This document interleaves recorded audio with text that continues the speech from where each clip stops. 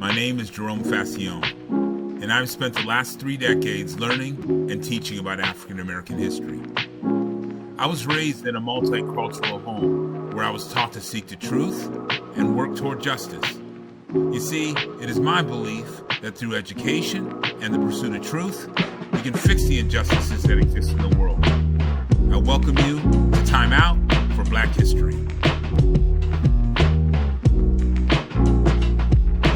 The second component I want to talk in this episode is the economic ordeal that was tied to the institution of slavery. So, again, I just got into a debate today with some guy who said, the Vietnamese didn't come here until 1970, and they've become successful in this country. Blacks have been here since 1619. What's their excuse? Come on. To understand history is to understand the answer to that question.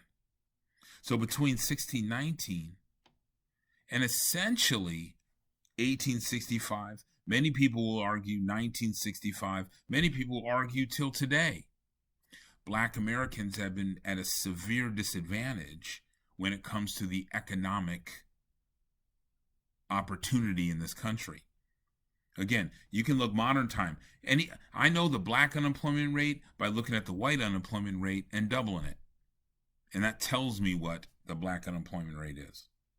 But in terms of slavery, when we talk about this, we're talking about hours and hours and hours, weeks and weeks and weeks, months and months and months, years and years and years of the labor of an individual who not only didn't benefit from any of that labor, but somebody else benefited from that labor. And so when we talk about America in 1965, when you think about the generational wealth that has been accumulated by some families at the expense of other families, and when that determining factor was the color of your skin, that tells us why the country looks the way it looks and why it still looks the way it looks. Don't pretend that somehow those facts don't play a huge role in what we have today. So I'm a big talker about generational wealth, and that, I'm a product of generational wealth, being adopted into a white family that has been built by 5 generations of people in America, all accumulating more wealth and passing on the next one. Many Black Americans don't have that same advantage, going all the way back to 1800, 1700, 1600. And so it's important for us to kind of understand that. Now, even when Blacks were able to accumulate some wealth through skills, they often had to pay for their own freedom by giving that wealth up. Do you think about the hypocrisy of that? Someone buys you, you work for them for 30 years, you make some side money, and in order to get your own freedom, you've got to pay all that side money, that $5,000 you earned over the last 15 years, in order to get your own freedom.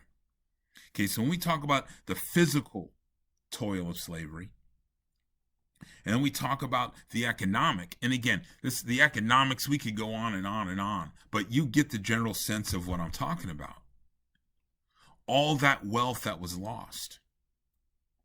That's why things look the way they look. Now, I'm not asking you to blame anybody, but understand. Facts are facts.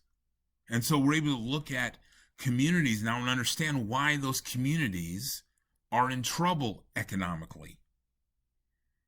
All right, so next episode, we're going to be looking at the social side of what slavery was, the educational side, and the political side. All right, so I'll see you next time on Time Out for Black History.